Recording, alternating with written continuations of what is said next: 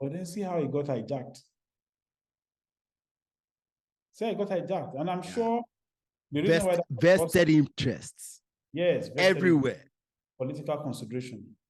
That's how a number of programs end up in Nigeria. Right?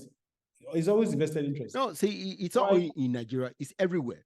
It's everywhere. But the only thing is that in Nigeria, in Africa, we don't have the institutions to fight it.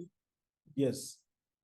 And of course, even the people, because the people are divided along religious and ethnic lines, they cannot present a united front against this interest. Yeah. And that's why this interest, that's why they have their way so easily.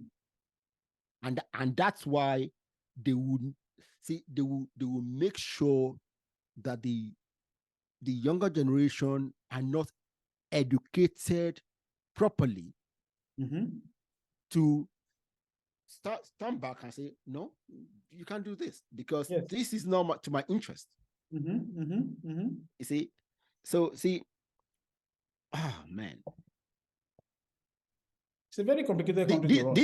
These new ministers, they have their work cut out. Plenty. Because see, ministers cannot do anything. Ministers can set policy guideline, okay? But unfortunately, he can enforce though. He can, but then he still need some people in the ministry. My problem is this: what percentage of the people who work in the ministry in our ministries have done their jobs in the last 10 years?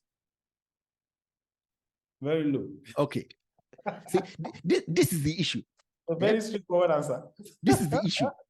Yes. See, it's as if majority of our population who work for the government on the basis that the government doesn't pay very well, they have not been doing doing their job. It's a very weak excuse.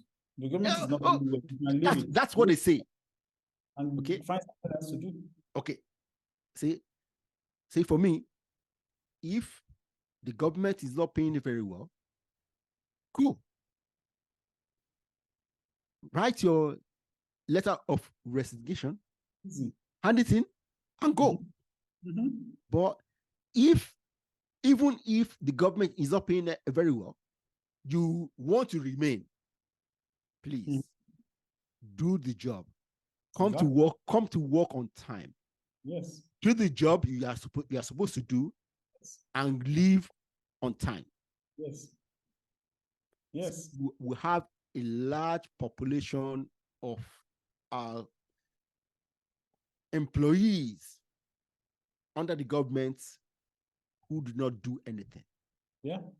And I won't be surprised that a large proportion of them are ghost workers. Just having a name on the payroll. You see, I'm not really worried about those people. I'm more worried about the people who are responsible for those agencies. Okay. So, I mean, for me, it's pretty much like, what we do here. We have responsibilities to our clients. Okay. Partners and all that. Yes. And if we're not delivering, we simply lose it. We lose the deal. Oh, see, that's private business. That's what happens. That's good. I totally agree. It's not exactly, it doesn't translate the same way. But, there are a lot of similarities, right? And, in our own case, the people we are accountable to are actually our customers. Yes. Right? But in the case of the government, who are they accountable to? That's really the problem. Okay. They're supposed to be accountable to the people of the country. Okay. Who should have the power to sack them. Just like our clients have the power to sack us.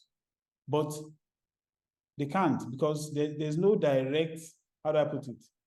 There's no direct linkage between what they do and the people they are supposed to be accountable to. Even when they are a particular role interacts with the public. Yes. Okay, if you come to the ministry to get certain thing, either a form or whatever, and the person who is supposed to give it to you is on 5-hour lunch. Yes. Not like a whole day's lunch. Yeah. So you can't do anything. See, Yes. I've heard of people come to a ministry to get something done that do come to the ministry every day for weeks and can't do anything. Yes. Can't see the person they're supposed to see. Yes. And nobody cares. Yes. It's a huge drawback on the country. And for me, the problem actually goes deeper than what we are just saying, because for me, it connects back to the political structure of the country.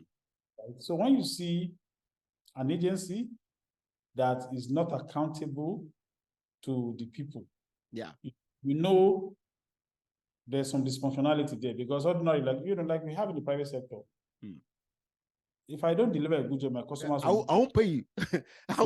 I will not pay you. Now, if I'm not delivering a good job and you continue to pay me, then well, that means that's my fault. That means I have gone to your head. That's what it means. Or I'm holding you hostage. Yeah. Somehow. Which is exactly what is happening in this case too. Right? So if those people are not accountable to those that they're supposed to be serving, definitely it means that they're just holding them hostage. Yeah. They're holding them to ransom. That's what it is. Okay, now let me take it back one way. Say this is the I will say this. This is actually the issue. For decades, the biggest employer in our nation, government, hired staff, give away contracts, do everything not on merit. That's it. That's the big point. Yes. Okay. So this is it. That's it. Now, and my point is, it's not so straightforward. Okay. Because, the private business and its client, for example, I mean, that's a very straightforward thing. You don't do the job, you don't get paid. Simple. Yeah. Right? You lose business, and that motivates you to either work harder or to find something else to do. Right? Yeah. In the public sector, that relationship is not like that. And that comes down to the kind of political system that we run. Yeah. Our political system makes it almost impossible for the people in charge of our affairs to be accountable to the people that they're supposed to be representing. And that's the fundamental problem that we are talking about here. It's a fundamental issue.